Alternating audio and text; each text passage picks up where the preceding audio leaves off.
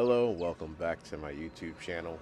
You might find this video a little bit different. I basically wanted to show you one of my projects from probably 16 to 17 years ago. It's a 3000 GT VR4. I dropped a washer into the engine and it needed a complete rebuild. So in this video, I want to take you through the rebuild process that I did all those many years ago. Very limited budget, very limited tools, but this was one of my dream cars and I didn't want to see it go to waste, even though I made a critical mistake that ended up resulting in a lot of work. It took me about 3 months or so to get this done, but it was worth it. I never uploaded it, never shared the video. It's been in my archives ever since then, and I figured, you know what? In light of future projects that I will share here in the very near future, I'm going to go ahead and post this video and share it with everybody so you can see how me, a young guy with no experience, didn't know anything about cars, could bring this 3000 GT VR4 back to life.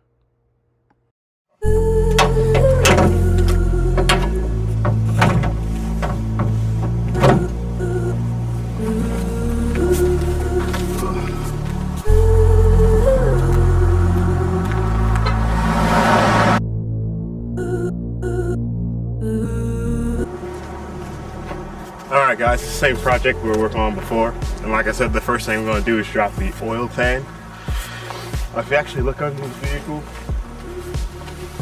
you can actually see, I don't know if you can tell, but I disconnected the Y pipe. The Y pipe was here, so you can see this here is the oil pan. It's actually got a dent in the bottom of it. I went ahead and removed the frame member that was right here. From here to here, it's like 6 bolts, 2 here, 2 here, 1 here, and 1 back here. So all that's gone. And now I should just be able to take these bolts off for the turbo return line. Then I can drop the oil pan. I'm gonna take the rod stay out and push the piston right out of the cylinder. Some small things to remember: there's RTV sealant around the edge here of the oil pan. So when you take it off, you're probably gonna have to pry at it, maybe hit it with a rubber mallet to try to get it to come off. And once that comes off, you should have full access to the bottom of the engine. Gotten the oil pan off. I've actually got a drip bucket under the oil screen. And these are the 2 nuts that I was talking about. I'll take these 2 nuts off. Then I gotta remove this piston stay right here. I can pull that out. I'm gonna have to turn the motor a little bit to get to it, as you can see, because it's not gonna come out the way it is. Those 2 nuts, like I told you before, that hold it in. I got those 2 nuts off, and I pulled the piston stay off, and I should be able to come to the top of the engine. I haven't looked yet to see the piston hanging right out. So let's take a look. Oh yeah, definitely, you can see it there. Let's see if I can just pull it out. Oh yeah. Yep. And you can see all the damage, especially right here. This is supposed to face the driver's side. You can see the arrow of the vehicle, so you know exactly which pistons go where. You see how badly dinged it is. Because of the obstruction that actually caused this indentation on the piston, actually caused 0 compression, which is how I figured out that there's an issue. You can see the crank down there. Everything else looks pretty good. So see if I can find my other piston and go ahead and get it installed. Okay, I finally got the pistons out, or the piston out. This is the one I took out. This is a spare one that I had from the spare engine that I had. If you can take a look, and you can probably see the differences between the two here.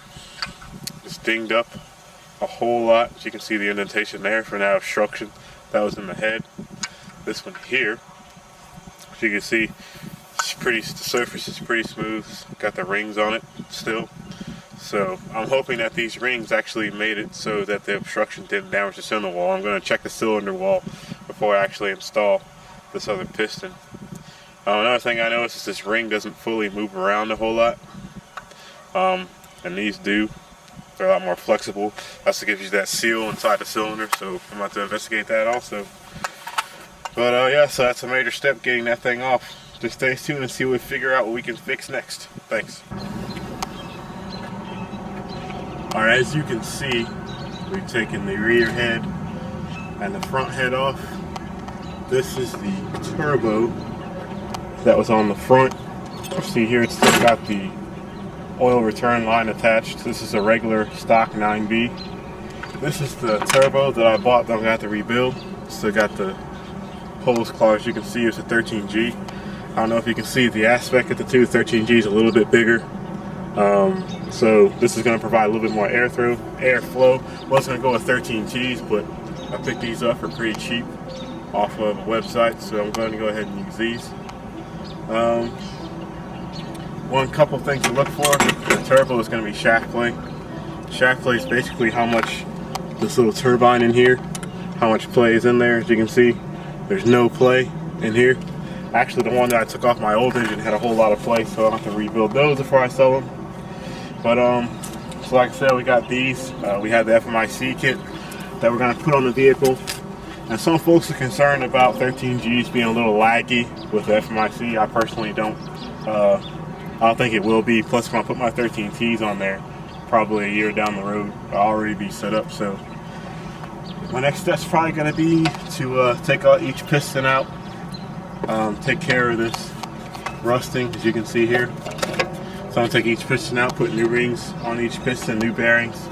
Number one that we removed before, we've got to get that swapped over to another rod, so still a whole lot of work to do, but we're making progress. And that's about it for now, so I'm going to be back to work on this project and see what I can accomplish for next time. 22? Tempo 16? No, it's subtraction. No, right here you get 26. Yeah, 10 plus 16. Why do you add these two? Or it's this way? It's that way. What is that supposed to be? 18. Oh, I thought maybe that's the most least common. Wait, that is a 15. And 6 minus 1 is 5. Okay. Dude. 2 number 6. Yeah, I'm working out wrong just because you need to learn. Y'all need to learn to race better. God, it's annoying. And all of you do it. Today, and I want to show you guys a couple things.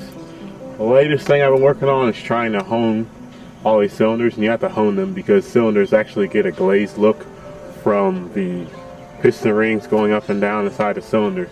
So they set themselves exactly to specifications of their own inside the cylinder. You put a different set of rings in there, they won't seat properly. I don't know how well you can see that, but if you look, there's a crosshatch pattern in there. I used a hone, which I'll show you in a second, to get that pattern in there. And the important thing about that pattern is if you do not have that pattern, and you put new rings in there, you will burn oil.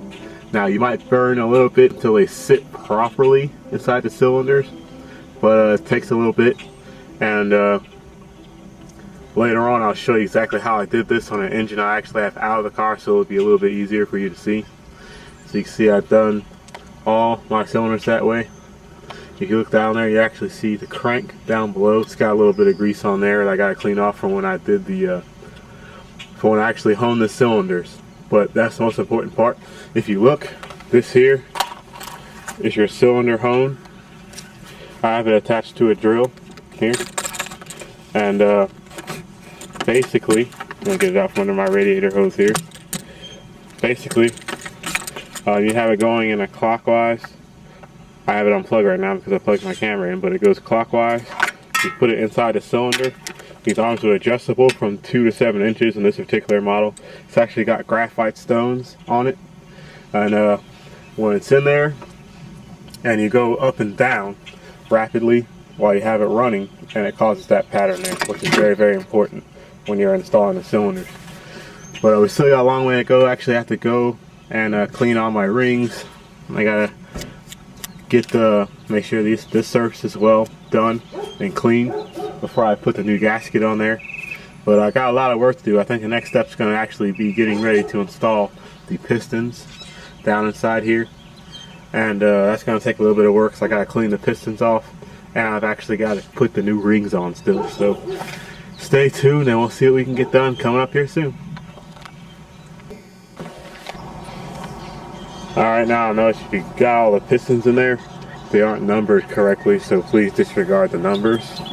But you got front bank and rear bank, and right now I sprayed them down with some white silicone grease to try to keep them from oxidizing, because I don't think I'm going to be able to put the heads on before it gets dark. That's going to be a project for another day, because I still got to get the turbos and make sure they're squared away and put them up on the heads and everything. But it's coming along. Still got to put the oil pan on. Still got to put the oil pan, the screen for the oil pan on. I got some gaskets for the water housing right here. Gotta put those on. I gotta figure out how I'm gonna mount those turbos in here using the current cooling lines and everything. So it's gonna be interesting. I'm gonna have to hold on to or keep my emissions for now, because I don't have all of the block off stuff that I need. That's kind of a bummer, but I had to hone out cylinder 1 extra because you can't see it anymore, but there was a scratch down in there. That's not a scratch, that's just run over from the grease, but the scratch, I honed it out, so we'll see how that holds up. But yeah, that's about it. And it took all day just to do that, and I kind of feel like I didn't accomplish much today, but I guess I gotta look on the bright side and say it shouldn't take long to get those heads on and everything. So stay tuned and I'll see what we're gonna do next. Alright, I'm flying solo again here today. One of the most important things is about finished now, and that's gonna be the bottom end. As you can see here shortly when I show you, I got everything as far as ports and anything that can go down into the engine.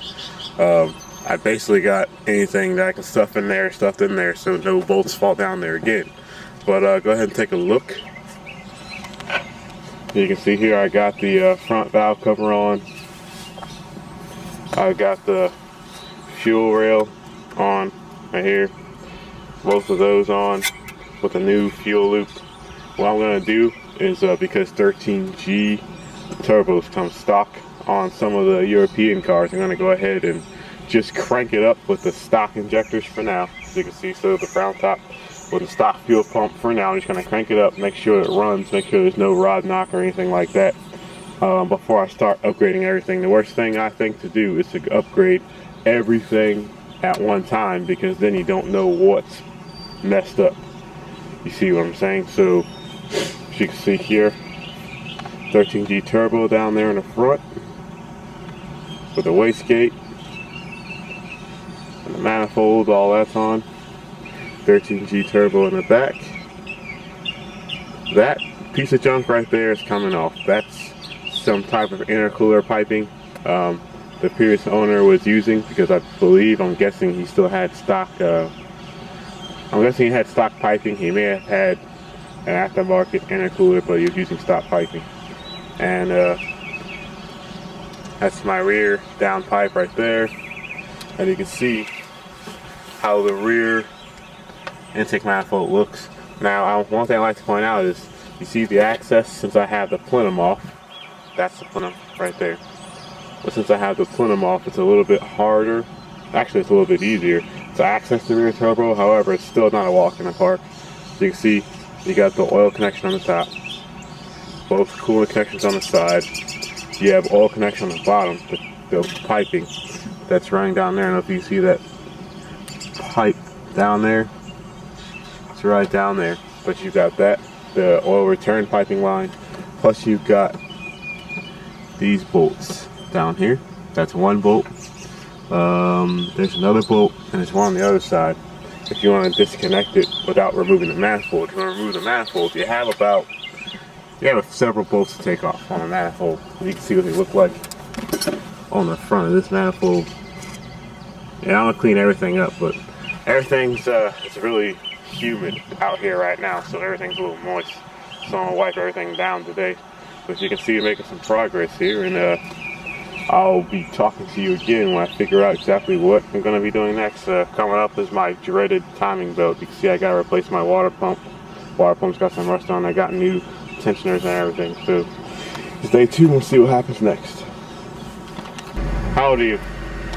10. Almost, I'm 9. Alright folks, that's what the front of my car looks like without the front bumper. As you can see, this VR4's got two side mount intercoolers. There's one there. See, the fins are kind of bent up on it. and that's the piping coming up. There's two pipes coming up. You can't see the other one very well.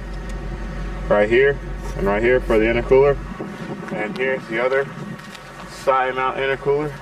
I haven't taken the ducting off of that one yet, but as you can see, the opening's pretty small, so there's a little bit of restrictive airflow. So the new intercooler we're going to put on is going to have a lot more airflow. And this is the horns. Probably I've heard people need to relocate the horns, so we're going to relocate the horns. Fog lights I would like to try to keep, but if I have to get rid of them, my heart will be broken. I'll just post them for sale somewhere. But yeah, it was a tussle getting that bumper off. There was so many bolts, so many different hard to reach places, but as you can see, that's what she looks like.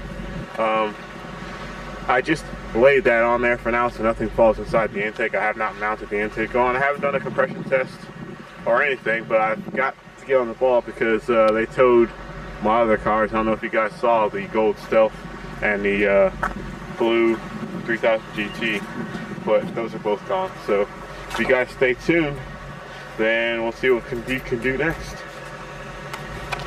All right, Raven. You want to be my camera guy? Yes, sir. Oh, can you see the car? Yes, sir. Perfect.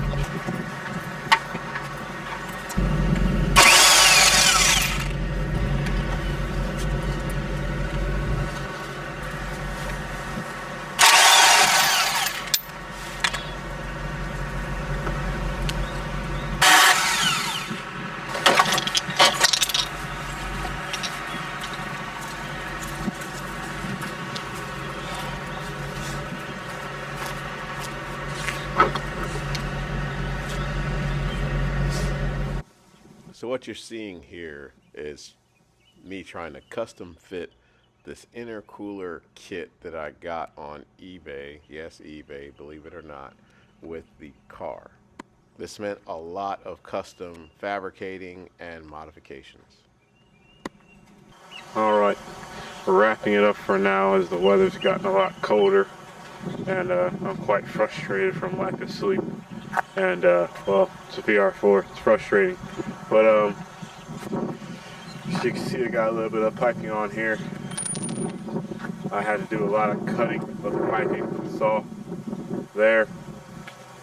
So I have yet to put the actual intercooler on, and it feels like I didn't accomplish anything considering I was out here all day. But as you can see, no fog lights. Got space there for any intercooler. Hopefully, I might have to move the horns like I talked about earlier. Still got no side marker lights. Hopefully the police don't mess with these vehicles, or this vehicle. We'll start working on it tomorrow, so it gives you an idea what we did today. No spark plugs, no spark plug wires, no intake, no battery, nothing. So hopefully tomorrow we'll get a better start. I didn't even put the starter on yet, so hopefully tomorrow we'll get a better idea.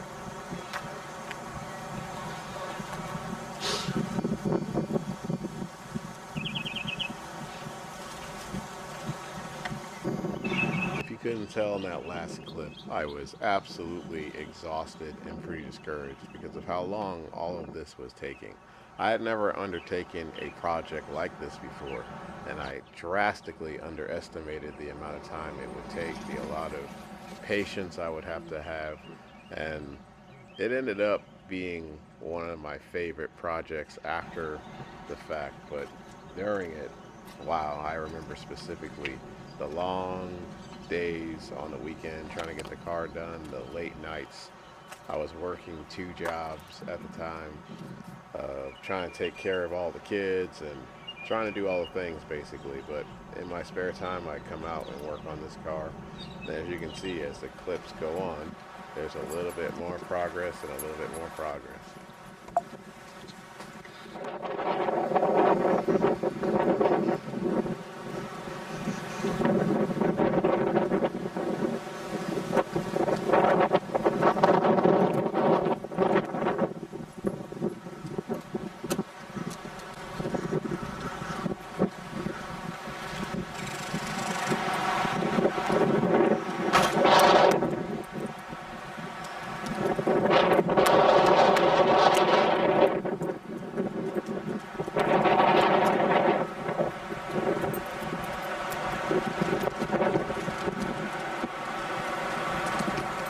it.